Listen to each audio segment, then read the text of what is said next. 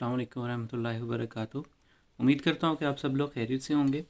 आप सब लोगों ने सीबकथॉर्न ऑयल के बारे में सुना होगा, वीडियोस काफ़ी सुनी होंगी, आप में से काफ़ी लोगों ने बना भी लिया होगा शायद। तो मैं इस वीडियो के अंदर आपको बताऊंगा कि आप घर में सीबकथॉर्न ऑयल को कैसे बना सकते हैं, उसके लिए किस किस चीज़ों की आपको ज़रूरत है। ये सिर्फ आपको 2 मिनट के अंदर आप बना सकते हैं। सिर्फ आपको सीबकथॉर्न ऑयल चाहिए। ये मैला मैंने अमेज़ॉन से बस्टेल किया है। 100 मिलीलीटर की 2 बोतलें यानी कि 24 यूरो की मुझे मिली हैं।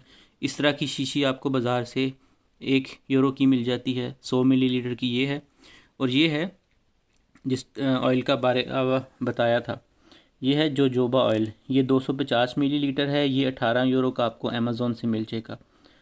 तो मैं आपको बताता हूँ, रेशो जो है वो 1/10 यानी कि 1 हिस्सा इसका और 9 हिस्से इसके जो है वो आपने लेने हैं। 1 कतरा आप अगर इसका डालेंगे तो आपको 10 कतरे। ये 100 मिलीलीटर की शीशी है। अगर आपने बनानी है, इसका मतलब है कि अगर आप 10 मिलीलीटर सीबकथॉर्न ऑयल लेंगे और बाकी 90 मिलीलीटर जो है वो आपने जोजोबा ऑयल लेना है। तो आप ये पहले से ही मैंने निशान लगा लिया है कि यहाँ पे 10 मिलीलीटर है।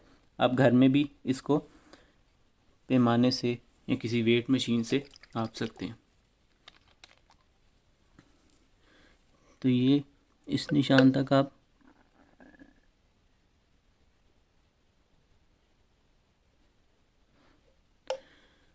तो ये तकरीबन 10 मिलीलीटर जो है वो इसके अंदर मैंने सीबकथॉर्न ऑयल जो है वो शामिल कर लिया है।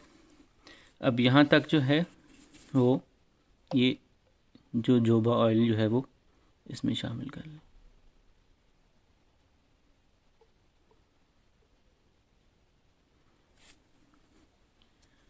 ठीक है।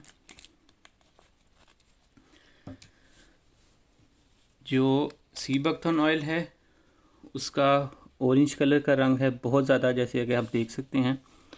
अगर आपके हाथ पर लगता है तो उस तरह करके, और इसमें काफ़ी तेज़ खुशबू आती है। ये नॉर्मल है इसके लिए, इसलिए आपको परेशान होने की ज़रूरत नहीं है। तो ये जो है वो हमारा 100 मिलीलीटर का ऑयल जो है वो बन गया। आप इसको अच्छी तरह हिला लें तो ये काफ़ी गाढ़े रंग का ऑयल जो है वो इस तरह का तैयार हो जाएगा। तो ये आसान सा तरीका था। उम्मीद करता हूँ आपको ये वीडियो पसंद आई है। अगर आपका कोई सवाल हो तो आप इस वीडियो के नीचे कमेंट बॉक्स में जो है वो पूछ सकते हैं। अस्सलाम वालेकुम रहमतुल्लाहि व बरकातुहू।